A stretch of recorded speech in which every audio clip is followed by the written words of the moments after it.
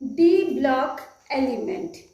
दर्शकों, आप सभी को मेरे YouTube क्लास में डी ब्लॉक के एलिमेंट में जानने के लिए आप सभी का स्वागत है।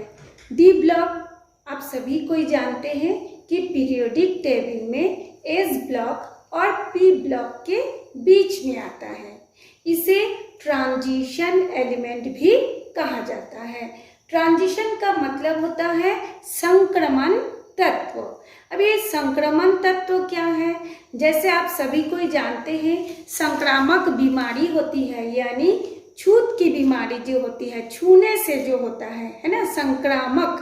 तो ये जो डी ब्लॉक है, इधर एस ब्लॉक और इधर पी ब्लॉक को जोड़ने का काम करता है, यानी दोनों को जोड़ के रखा है, इसलिए इसे ट्रांजिशन एलिमेंट या फिर संक्रमण तत्व कहते हैं।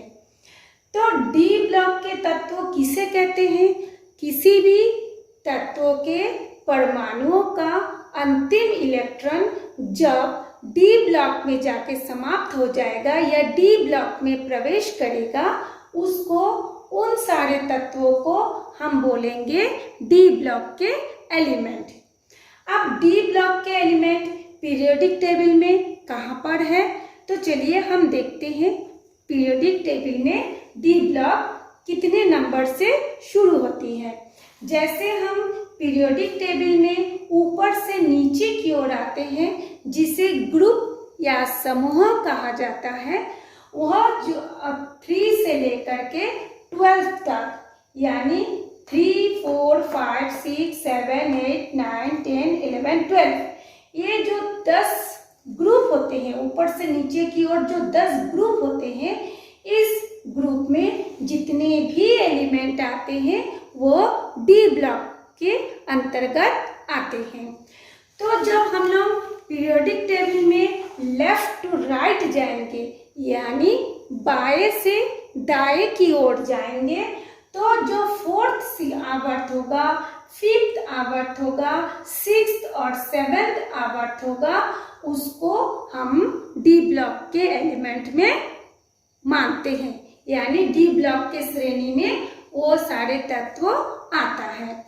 चलिए अब हम सबसे पहले इसका नामकरण देखते हैं कि किसका क्या नाम है, किसकी क्या संकेत है और डी ब्लॉक में टोटल कितने एलिमेंट होते हैं। तो देखिए डी ब्लॉक में जो 4th सीरीज होती है, 4th सीरीज है, देखिए 4th, 5th, 6th, 7, ये 4 सीरीजों में इसको बांटा गया है। ठीक है, तो जो चौथा जो सीरीज है, यानी जिसको हम फर्स्ट ट्रांजिशन एलिमेंट के श्रेणी में रखते हैं, वो शुरू होती है पीरियोडिक टेबल के 3rd नंबर से। जैसे scandium Sc, scandium, Ti titanium, V vanadium, Cr chromium, Mn manganese, Fe ferrous, Co cobalt, Ni nickel, Cu copper, Zn zinc. Scandium, titanium, vanadium, chromium, manganese, ferrous, cobalt, nickel, copper, zinc. अब ये होता है कि हम इतने सारे element को एक सीक्वेंस में, एक लाइन में कैसे याद रखें। एक तो नाम कठिन नाम नहीं है, क्योंकि हम पहली बार सुन रहे हैं तो हमको कठिन लग रहा है। एक तो नाम कठिन, ऊपर से सीक्वेंस में याद रखना बहुत मुश्किल बात है। तो हम इसके लिए एक सूत्र का निर्माण किए हैं। आप यदि सूत्र को याद कर लेंगे और इस नाम को याद कर लेंगे तो आपको सीक्वेंस में याद रखना बहुत आसान होगा। तो ये सूत्र क्या है? सूत्र है स्कैंडिनियम से साइंस, टाइटेनियम से टीचर, साइंस टीचर, वेनेडियम से वेरी, Cr से क्रोमियम यानी वेरी क्रोम। क्रोम मतलब आप सब जानते हैं, गूगल क्रोम में आप जो भी सर्च करते हो मिल जाता है। तो एक साइंस टीचर ऐसे हैं जो क्रोम की तरह कुछ भी साइंस का सवाल पूछो वो बता देता है। इसलिए इसका सूत्र है साइंस टीचर वेरी क्रोम, मांगे MN से मैग्नेज से मांगे, फेरस से फिर मांगे, फिर कोबाल्ट से कॉपी, निकल से नया, CU से कलम, ZN से जिंक से जरा। साइंस टीचर वेरी क्रोम, मांगे फिर कॉपी नया, कलम जरा। माने साइंस टीचर को इतना ज़्यादा ज्ञान है, वो बच्चों को नोट्स बनाते रहती है, बनाने के लिए बोलती रहती है। इसलिए बोले तुम लोग फिर से एक नया कॉपी पेन लाओ, हम फिर से आपको जानकारी देंगे, आप वो सारे जानकारी को नए कॉपी में लिखते जाना।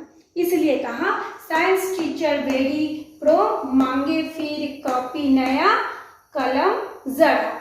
ये जो आता है आपका 3D में इसका इलेक्ट्रॉन भरे जाते हैं। कैसे भरे जाते हैं उसको हम फिर नीचे बताएंगे, आप देखते रहिए। पहले हम आपको नाम बता देते हैं। जो सेकंड संक्रमण श्रेणी है ना, जो 5th आवर्त में आता है, जिसको हम बोलते हैं द्वितीय संक्रमण श्रेणी यानी सेकंड ट्रांजिशन सीरीज, उसमें आता है इट्रियम, Y से हो गया आपका इट्रियम, जिरकोनियम, ZR से है ना जिरकोनियम, NB से नायोबियम, MO से मोलिब्डेनम, TC से टेक्नीशियम, RU से रुथेनियम, RH से रुहोनियम, PD से पैलेडियम, AG से सिल्वर और CD से कैडमियम। आप सब कोई जानते हैं AG का हम सिल्वर बोले हैं। AG का लैटिन नाम होता है अर्जेंटम। क्या नाम होता है? अर्जेंटम। ये जितने भी पीरियोडिक टेबल में एलिमेंट है, सारे के सारे एलिमेंट का जो नेम है लैटिन नेम के हिसाब से रखा गया है।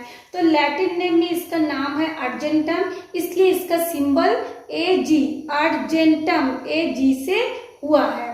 तो इसको हम लोग जो इंटरनेशनल नेम है उसको हम बोलते हैं सिल्वर। ये मत समझिएगा कि सिल्वर है तो SI होगा, क्योंकि SI से सिलिकॉन होता है, इसलिए आप लोग वो मतलब क्या बोलते, दोनों को मिक्सअप मत कीजिए। AG से सिल्वर होगा, लेकिन AG का नाम है अर्जेंटम, CD से कैडमियम। तो इसका हम लोग क्या सूत्र बोले कि हम लोगों को याद है, yttrium, zirconium, niobium, molybdenum, technetium, ruthenium, rhodium, palladium, silver, cadmium. तो हम बोलेंगे यार जरा नवीन, नायोबियम से नवीन, मंडे तक, रथ को रुख, रथ को रोक, पर आगे कदम बढ़ा या फिर आगे कदम बढ़ा।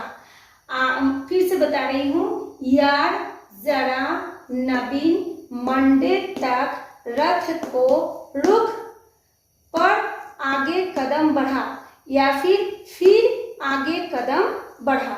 दोनों ही सही है, जो आपको सही लगे आप वो बताइए। यदि अपने मन से भी कोई सूत्र बनाना चाहे तो भी बना सकते हैं।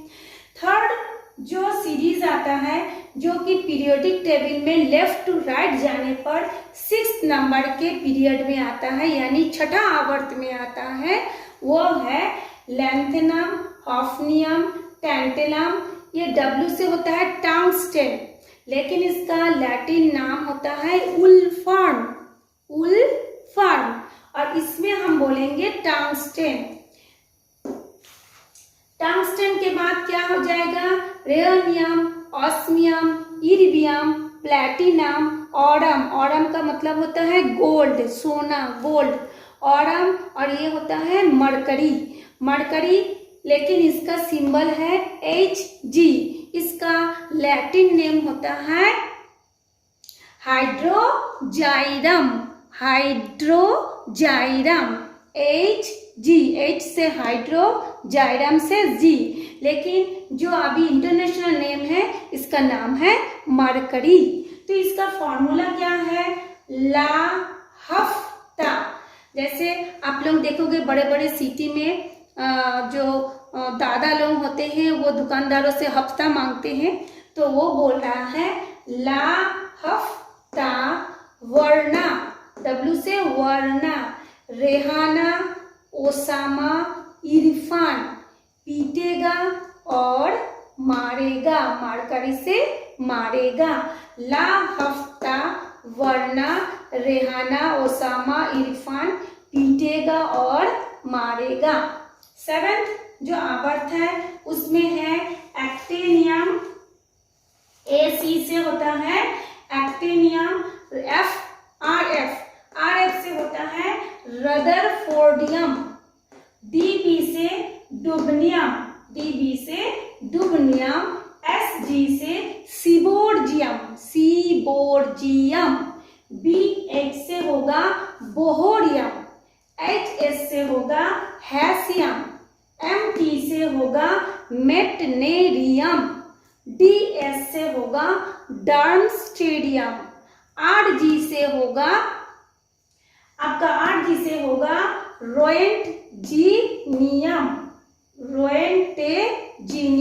रोएंटेजिनियम, RG। CN से होगा आपका कोपर्निसियम।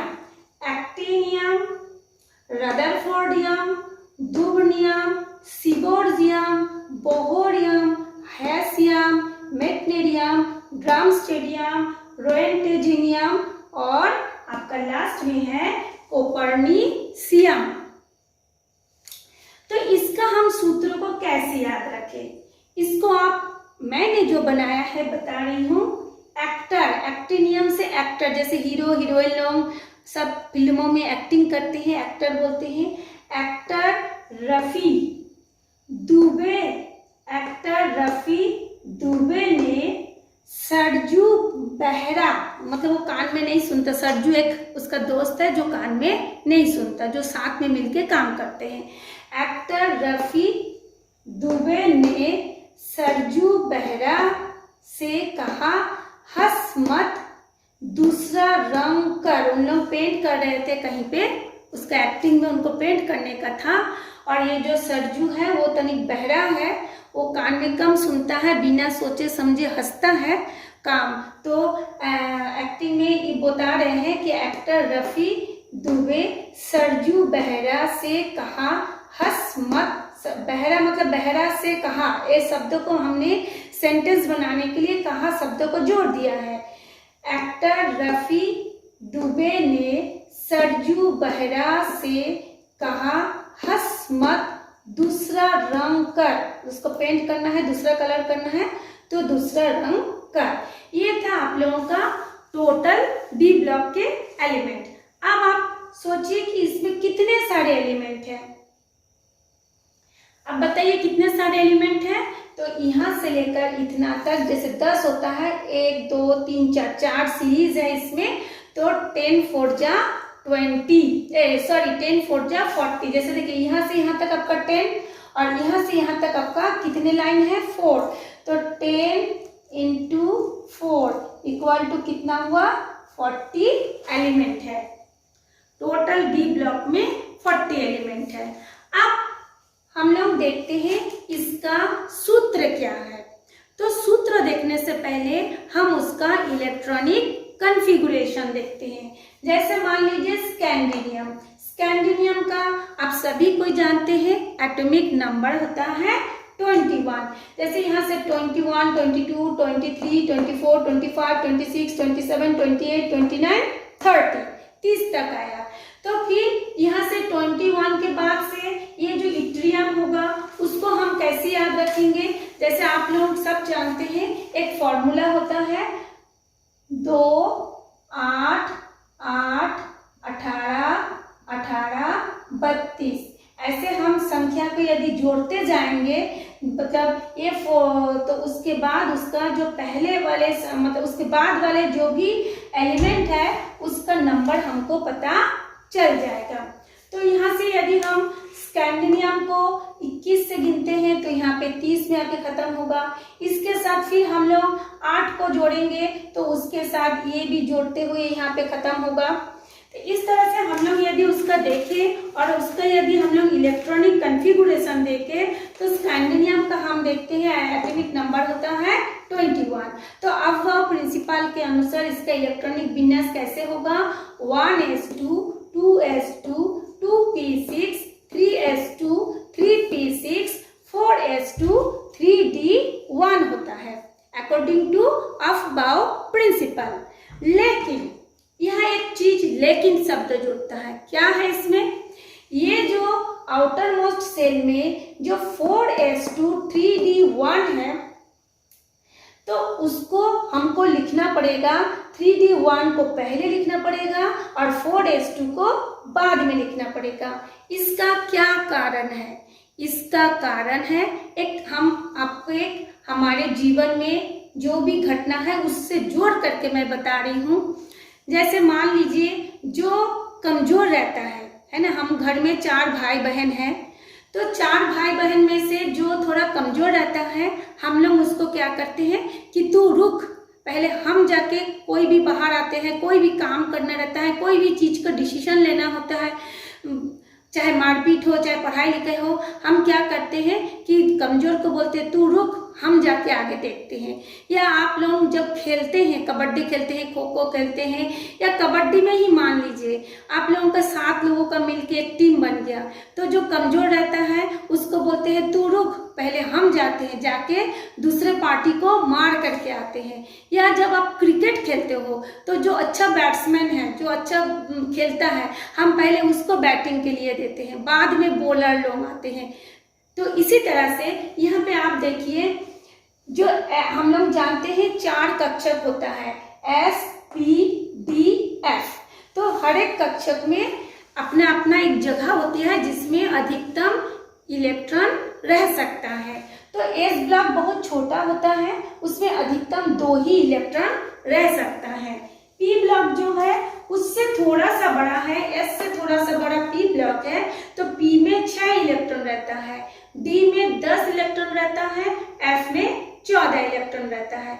यदि ये इलेक्ट्रॉन उसके बाह्यतम कक्ष में भरे होते हैं तो वो तत्व स्थायी रूप से स्वतंत्र हो जाता है। जैसे आप जानते हो स्वतंत्र का मतलब, जैसे आप जब छोटे रहते हो, अभी आप पढ़ाई कर रहे हो तो आप माँ बाप के ऊपर डिपेंड हो, आपको पेन चाहिए, कॉपी चाहिए, कपड़ा चाहिए, कुछ भी चाहिए, आप अपने पेरेंट्स के ऊपर डिपेंड हो। लेकिन जब पढ़ लिख के आप कुछ कमाने लगोगे तब आप क्या हो जाओगे, स्वतंत्र हो जाओगे। आपको किसी के सामने हाथ नहीं फैलाना पड़ेगा, आपको किसी के साथ मतलब किसी चीज को मांग नहीं करना पड़ेगा। तो ये यदि इसका पूरा होता है, किसी भी तत्वों के परमाणु का ये कक्षक यदि भरा होता है तो पूर्ण रूप से स्वतंत्र हो जाता है, वो किसी के ऊपर निर्भरशील नहीं रहता। जैसे आप लोग जानते हैं जो 17 ब्लॉक के P ब्लॉक को मैंने आपको पढ़ाया, P ब्लॉक में जो 18 ग्रुप के एलिमेंट होते हैं जैसे हीलियम, नियॉन, आर्गन, क्रिप्टन, वो क्या होता है, इनर्ट गैस होते हैं, यानी वो स्वतंत्र होते हैं, वो किसी के साथ यौगिक नहीं बनाता है क्योंकि उसको किसी चीज की आवश्यकता नहीं है। तो इसमें आप देखिए 3D में कितने इलेक्ट्रॉन होने से वो स्थायी बनता, या तो 10 होने से या इसकी आधा 5 होने से, ठीक है। लेकिन इसका D में कितना है, 1 है, जबकि S जो होता है पूरा भरा है, यानी ये स्थायी हो गया। आप ये स्कैंडिनियम के जो एलिमेंट होते हैं, जो परमाणु होते हैं, वो सोचते हैं यदि मैं 3D को अंदर कर दूं और जो स्वतंत्र है 4s को बाहर कर दूं, जो पूरी तरह से भरा हुआ है, तो हमको हमारे ऊपर कोई बाहरी वाले अटैक नहीं करेंगे, क्योंकि ये जो स्ट्रांग है वो स्ट्रांग उसको हमारे अंदर आने से रोकेगा, हमारे जगह को कब्जा करने से रोकेगा। हमको दूसरे के साथ यौगिक बनाने की जरूरत नहीं पड़ेगी, हमको किसी और की सहारे की जरूरत नहीं पड़ेगी। तो वो क्या करता है, 3D को अंदर कर देता है, क्योंकि 3D कमजोर है, क्योंकि 3D को स्ट्रांग बनने के लिए और कितने इलेक्ट्रॉन चाहिए था, और 9 इलेक्ट्रॉन, यानी 9 और 1 मिलकर के 10 हो जाता, तब वो भी स्ट्रांग बन जाता। क्योंकि वो अभी स्ट्रांग नहीं है तो ये जो 4s को बाहर कर देता है, 3D को अंदर कर देता है। इसीलिए अब हम इसका सूत्र देखते हैं, n-1। n-1 का मतलब, n का मतलब कितने तक गया है, 4 तक गया है। n का नंबर कितना है, यहाँ पे लास्ट में कितना नंबर तक पहुंचा, 4 नंबर तक पहुंचा। तो 4 में से आप 1 को घटा दो, ये 4 में से आप 1 को घटा दो तो कितना बचेगा, 3 बचेगा। इसीलिए इसका जो सूत्र है n-1 यानी 4 - 1 3 आया। d का नंबर कितना होगा, 1 से लेकर 10 के बीच कोई भी नंबर हो सकता है। जैसे मान लीजिए यहाँ पे d में 1 नंबर हुआ है। दूसरा हम फेरस का इलेक्ट्रॉनिक विन्यास देखें, उसमें d में देखिए 6 नंबर आया है, यानी 1 से लेकर 10 तक कुछ भी नंबर आ सकता है। तो इसका सूत्र क्या हो गया, n-1 d⁻, 1 से लेकर 10 यानी 1 to 10। अब आता है ns 1 to 2 यानी n का मान यहाँ पे कितना है, 4 और s का वैल्यू कितना है, 2। तो आप इसी तरह से इतने सारे जो एलिमेंट है, यदि सभी का आप लोग इलेक्ट्रॉनिक कॉन्फ़िगरेशन देखेंगे तो किसी में s का वैल्यू 1 आएगा, किसी में s का वैल्यू 2 आएगा। d का यदि कॉन्फ़िगरेशन देखेंगे, किसी का d में 1 आएगा, 2 आएगा, 3 आएगा, 7 8 9 10 कुछ भी आ सकता है। या इसीलिए इसका सूत्र ऐसे रखा गया है, यानी 3d का जो वैल्यू होगा लास्ट में जो n रहेगा उससे 1 कम होगा। फिर से मैं आपको बता दे रही हूँ, लास्ट में क्या है, 4 का n का वैल्यू कितना हो गया, 4 में से 1 को घटा तो कितना आया, 3। तो n-1 यानी 3d आया। ठीक, ये हो गया आपका सूत्र। फिर हम एक तो बताते हैं, देखो फेरस 26 1:2 2:2 2p6 3:2 3p6 4:2 3d6। अब देखते हैं गिन काउंट करके 26 आया है कि नहीं। 2 + 2 4 4 + 6 10 10 + 2 12 12 + 6 18 18 + 2 20 20 + 6 26। इसमें भी देखिए d जो है आधा भरा हुआ भी नहीं है, पूरा भरा हुआ भी नहीं है, तो इसलिए ये d क्या है, कमजोर है। तो कमजोर को क्या कर दिए, अंदर कर दिए, यानी 3d को अंदर कर दिए, 4s को बाहर कर दिए। इसमें भी वही फॉर्मूला है, n का वैल्यू कितना है, 4 हमने लिखा है, देखिए 4। फिर n-1 यानी n-1 किए तो कितना आया, 3। तो d किस में आ गया, 3 में आ गया, जबकि s किस में आया, 4 में आ गया। तो ये सूत्र आप लोगों को अब मुझे लगता है समझ में आ गया होगा कि क्यों इसका सूत्र n-1 d⁻1 to 10 है। अच्छा चलिए, अब हम लोग देखते हैं इसका भरने वाले ऑर्बिटल। जो 4th संक्रामक श्रेणी है उसका जो अंतिम इलेक्ट्रॉन 3d में जाता है। ये देखिए 3d में आया, ये भी 3d में आया। इसी तरह से हम यदि इट्रियम से कैडमियम तक देखते हैं, उसका अंतिम इलेक्ट्रॉन 4d उपकोष में जाएगा या 4d ऑर्बिटल में जाएगा। 6th जो पीरियड का यानी जो 3rd ट्रांजिशन सीरीज है वो 5d में जाएगा, और जो 4th यानी 7th आवर्त के जो एलिमेंट होगा उसका जो लास्ट इलेक्ट्रॉन होगा वो 6d ऑर्बिटल में जाएगा, यानी 6d होगा और 7s होगा। इसका 5d होगा, 5d होगा और 6s होगा। इसका 4d होगा, 5s होगा, इसका 3d होगा और 4s होगा। जैसे इस तरह से देखिए d का वैल्यू 4s से 1 कम है। तो ये था आप लोगों का पीरियोडिक टेबल का तत्व। अब हम इसका कुछ लक्षण के बारे में आपको बता देते हैं कि इसका क्या क्या लक्षण होता है। सबसे पहले तो ये जो लक्षण होते हैं, ये इसका जितने भी तत्व होते हैं इसका गलनांक बहुत अधिक होता है। गलनांक और कथनांक, गलनांक का मतलब होता है कोई भी पदार्थ पिघलना, और कथनांक का मतलब होता है पिघले हुए पदार्थ उबालना। ठीक, तो देखिए सभी में लास्ट में S की जो वैल्यू है या तो 2 होगा या 1 होगा। अगर 2 होगा वो बहुत ज़्यादा शक्तिशाली, अगर 1 होगा क्योंकि वो आधा भरा हुआ है तो भी वो शक्तिशाली है।